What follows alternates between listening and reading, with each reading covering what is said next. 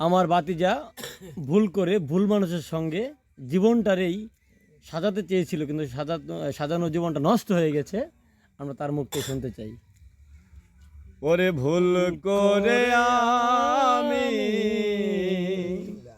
একজন ভুল মানুষের সঙ্গে